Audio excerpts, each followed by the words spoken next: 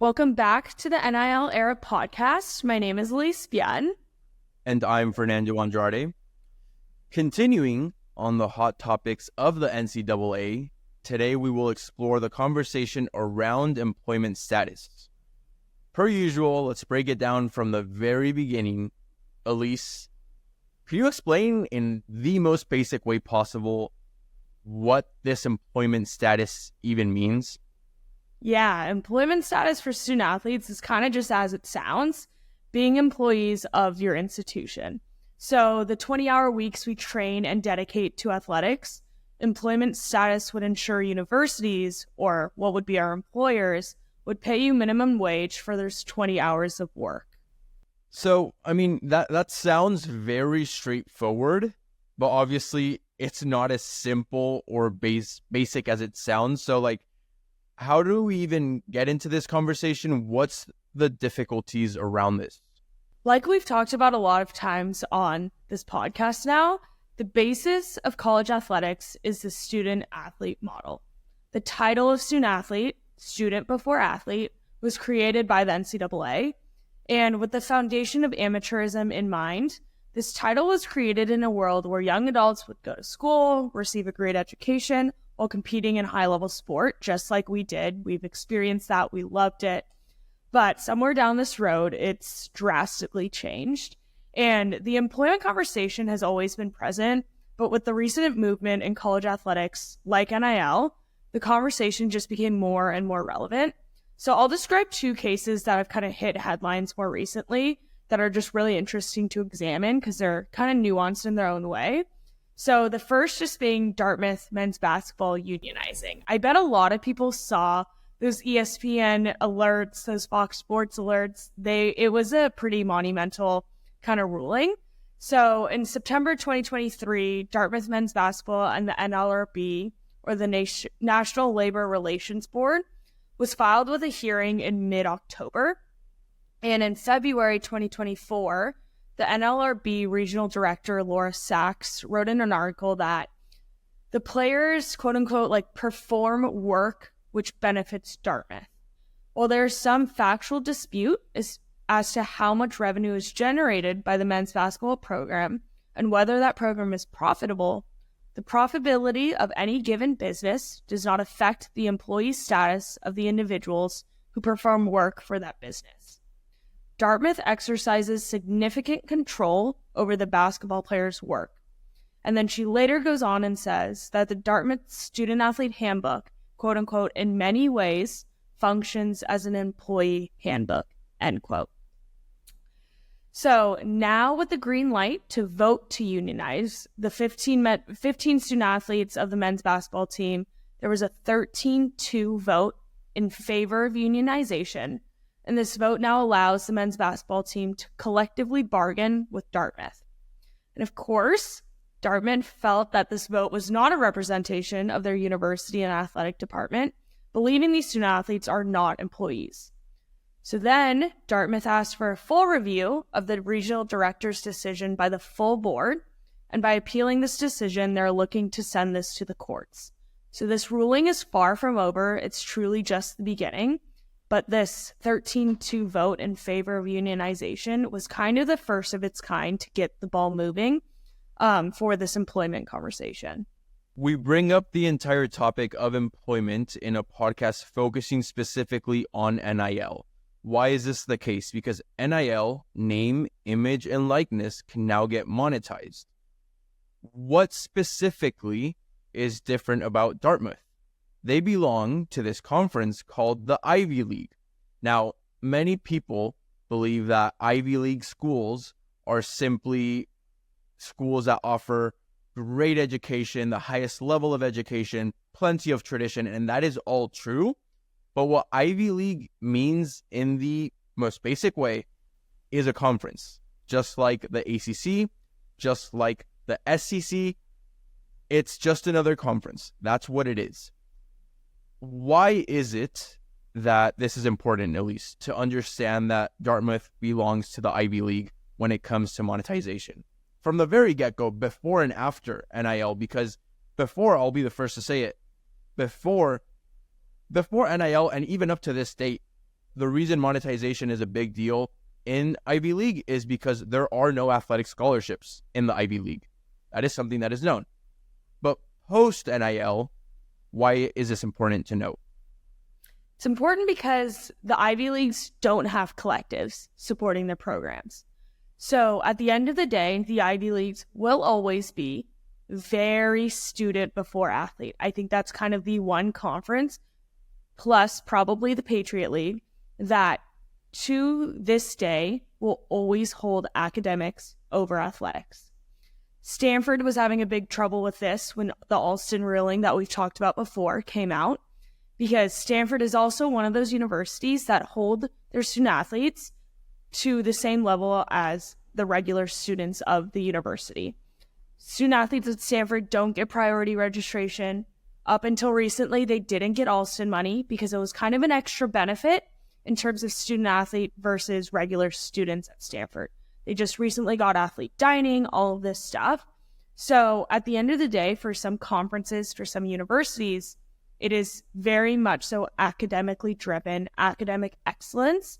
And I think the Ivy League specifically felt that NIL could potentially take away from that and take away from the purpose you're there at that university for, to get a great education, to go off and do amazing things. So with Dartmouth unionizing and going this employment route, I think it kind of jeopardizes and creates a different conversation of these Ivy League student athletes being like, no, let's kind of take a step back and realize that we are students and we are athletes and we represent our institution on our chest when we go out and play games every single weekend. Essentially, what Dartmouth is doing by trying to unionize within their men's basketball team is saying, hey, we want to get some financial support, some financial benefit as well, because Ivy League has no collectives. Ivy League has no athletic scholarships. So they're just trying to get some sort of financial benefit or support, in this case by unionizing. But you mentioned that there are two parts to this story when it comes to the employment status of student athletes. So this was the first part. What's the second part? Yeah, so the second case or headline that's been interesting is surrounding USC and their football student athletes, men's basketball, and women's basketball student athletes in regards to the NCAA, Pac-12, and USC. So the Los Angeles office is pursuing this case under a labor law theory known as the joint employment theory. The classifications of a joint employer hit the qualifications of including wages, schedules, and the assignment of duties, etc. And the National Labor Relations Act, or NLRA, only guarantees the right of private sector employees to unionize. Therefore, in regards to the Dartmouth case, the Dartmouth decision is limited to Dartmouth and private universities. However, the complaint in this case around USC aims to resolve that issue by alleging that the NCAA, the Pac-12, and USC are joint employers of the athletes. Let's understand the big differences with everything. Let's break this down. What is different about Dartmouth? We already explained Ivy League, but even then, to explain what the Ivy League is doing differently than everybody else, right? So you look at the top academic institutions in the United States, and we will simply just be biased here as well. We will say that it's Ivy League institutions, or at least the top Ivy League institutions. We will say it's Cal, and we will say it's Stanford. What is different about Cal in comparison to all of these schools? Cal is a private institution. That is the biggest difference. Sorry, that is a public institution. That's what I meant to say. You get the gist of it, though. It is the only one that is public, and that is the biggest difference. In this case, you're bringing up that it's the exact same situation. We're talking about another private institution, as is USC, but their case is public. So how does that affect the details of how this employment status would impact USC? Because again, while it is a private institution, USC, their collective is one of the most powerful collectives in the entire NCAA. And they bring in plenty of money for their student athletes, and their top stars are banking off of NIL. So how is this, I don't know, what is this second side or this other side to the same coin when it comes to this problem between Dartmouth and USC? It's interesting because Dartmouth, like you said, it's part of the Ivy League. Yes, it's the Ivies. Everyone knows what the Ivies are, but all of the Ivies are private institutions.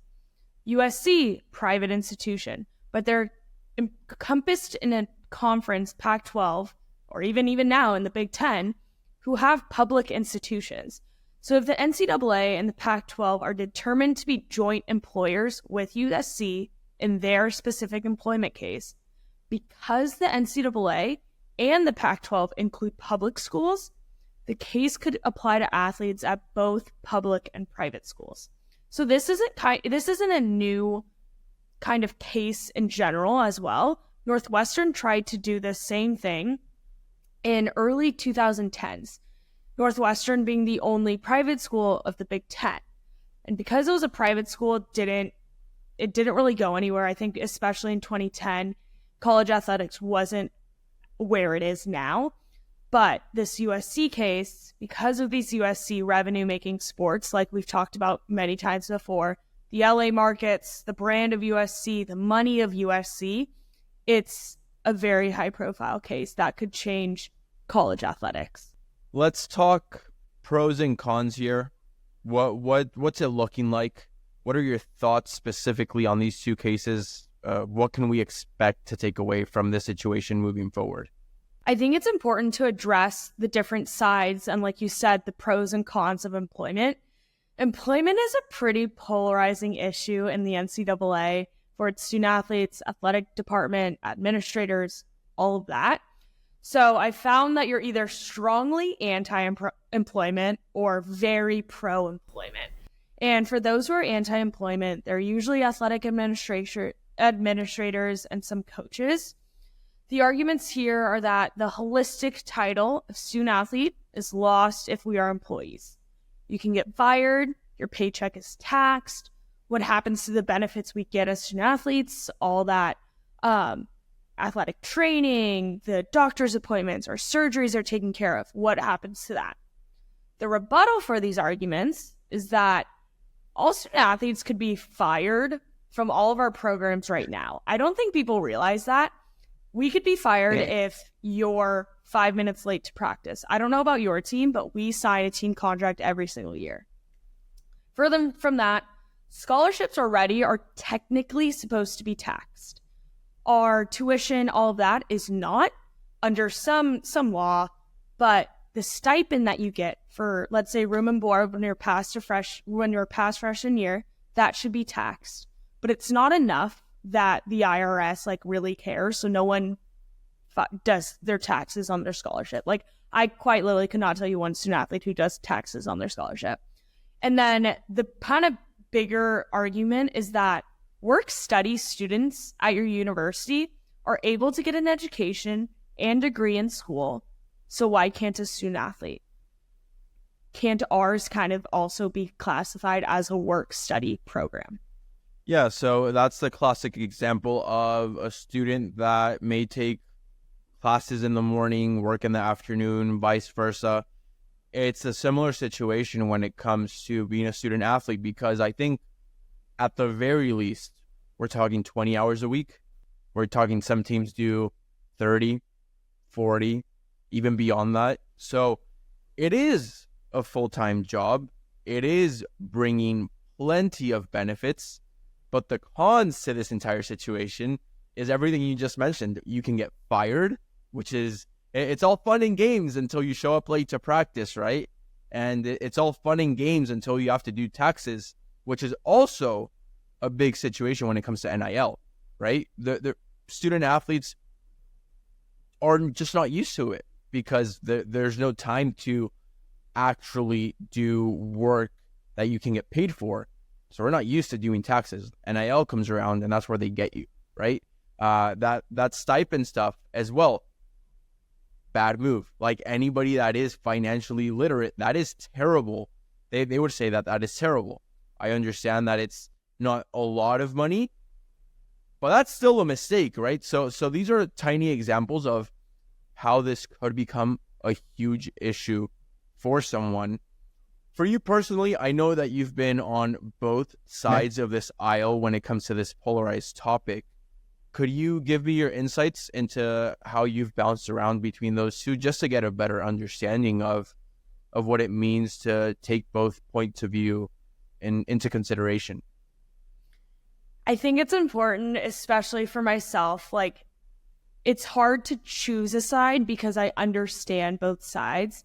I think for a long while, I was very anti-employment. And then I had a very close friend of mine, a student athlete at Stanford, who gave me his kind of pitch of pro-employment. And from, again, being an Olympic female student athlete who's had the best 4 years at an amazing university and program where I grew and learned who I was, I want others to experience those things that I've had at a student athlete level. So I understand that anti-employment side because there's a lot of, again, unknown of, will programs be cut? Can athletic departments support that many employees? All of that stuff. But on the flip side, I do believe that there is still exploitation happening in college athletics for these revenue-making sports. I find myself having a morale problem in the sense that an entire industry of sport is profiting off the backs of a select group of athletes. Like, yes, they get an education and an invaluable experience because, like, we've gone through that. But again, this is also a billion-dollar industry. So it feels at times selfish of me to want my experience to continue at the expense of other groups of people not properly getting compensated. And like you said, I've had some pretty unique experiences in terms of the rooms I've been in. And I was recently asked by the UC Office of Presidents, who came and visited Cal. We were all in a room and they asked, who should govern college sports? Should it be the NCAA? Should it be the courts? And honestly, like, I remember sitting there and I was like, if I knew the answer, I think everyone would know, but it's clearly not that simple. I think a lot of problems we're facing is because decision makers are halfway in the mindset of, we are still student before athletes, and some are saying this is a business. So if we're going to treat it like a business, maybe we should be employees. But in an employment environment, I don't think everyone should be employees. If we're kind of treating it like a business, do we employ the people who lose money? And that's kind of, at the end of the day, that's looking at Olympic sports, female sports. And I don't want those opportunities cut short. But at what point do we say this is a business and fully dive into that? I think for now, in my opinion, I think only revenue-making sports at the Power 5/Big East should be considered. This is no longer a one-size-fits-all industry or model, and I think that's why we keep running into these different problems. So not to get too philosophical when it comes to talking about NIL and monetization and employment, but if you really think about all of this, obviously there is no objective opinion. This is extremely subjective because everybody sees this from wherever they are standing. The truth of the matter is the majority will probably never support employment. That's just the truth, because how many conferences are there? 32? And how many could realistically get involved? Maybe 5? Because you said Power 5. One of them is cut. So if you add Big East into the core 4 now, maybe 5? And maybe not even all of those universities could say that they could belong to this. So when you really look at that, how many student athletes, and that's just Division 1, by the way, how many student athletes are in the NCAA, and how many would benefit from this model? What issues does this present? Well, you could get fired from your team. Could you get traded? Is that what we're talking about in pro sports? Oh, I got traded from Cal to the University of Texas. Excuse me, sorry, what happened to my education there? Is it like a transfer portal? Am I going to get traded again? What happens there? That's the issue with starting to think about the details. It's all fun and games when you think about, oh yes, these student athletes should get paid. But what about these tiny details that we're not considering? And for those that are anti-employment, hey buddy, you're benefiting off of them. None of this exists if it isn't for them. That's just the truth of the matter. So it is a very complicated issue. It's a complicated situation. If we look at our experience, because that's what we can talk about, that's all we know, at Cal, realistically, we depend on football. Hate to say it, but it's true. We depend on football, potentially men's basketball, women's basketball, and now women's gym. But outside of that, there's not much going on besides being self-funded, which is something we could talk about later. I think that's how plenty of programs, institutions with athletic departments could survive, by being self-funded, but that becomes some sort of nonprofit business then potentially. Right now, when we're talking about amateur and professional, I think it's something that we could or even should be worried about when it comes to the student before athlete model, and not necessarily of not getting an education, but what if you get treated? What if you get fired? What if you get cut? Like, what happens in all of these cases? I don't know. It'll be interesting to see, but we're talking taxes. We're talking, taxes, fired, like all these different things. I think it's important. I don't think many people are considering it, but for fans, I'm sure they would be in favor of it because college football would be better. But student athletes themselves, it makes sense that most won't be in favor of this. What do you think? I agree with that. I think especially Olympic sports, I would think are not in favor for it. But I think it's important to also realize, like, it happened at Cal. Like, our baseball team, they went through cuts in the spring because they over-recruited. And in the NCAA bylaws for specifically baseball, there's a certain amount of guys that you're allowed max, even on the field at practice. And if you go over that limit, you guys could be suspended, whatever that is. So I'm pretty sure like 5 guys just got cut. They don't get traded. You just are not on the team. So you continue your education at Cal unless you want to go jump in the portal and you want to transfer out. But 2 guys I know on the team are continuing their education at Cal, getting their degree. They're just no longer on the baseball team. So in terms of employment, I don't know if that's kind of what that firing looks like. Because even if we were to retire from our sport, if we didn't see it all the way to senior year, it's not like we have to transfer. You can be a regular student. So I don't know if that's what employment would be like. It's not like you get kicked out of the institution, I would assume. But I think those are very valid arguments. And at the end of the day, it is just advocating for your experience.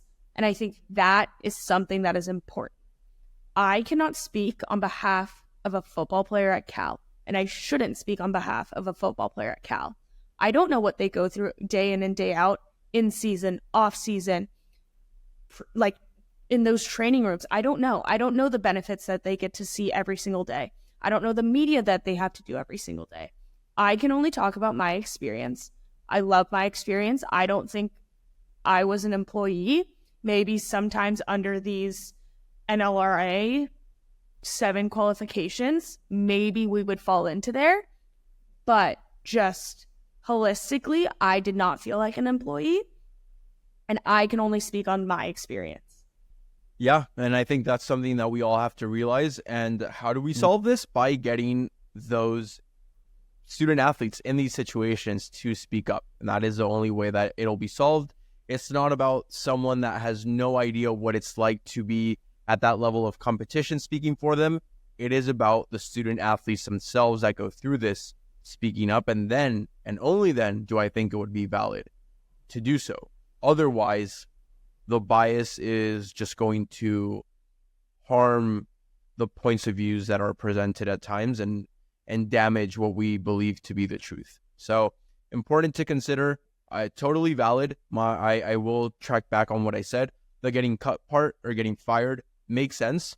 I think what I would be more worried about is, as of today, student athletes are in control of stepping into the transfer portal. But now, could coaches, athletic departments, etc., get involved in that? That's something we'll have to wait and see. But for now, I think that pretty much concludes the employment status episode. Episode 4, we're on track. 4 episodes in 4 weeks, pretty exciting. So we'll see what's in store. Fun stuff in store for sure. Yeah, awesome.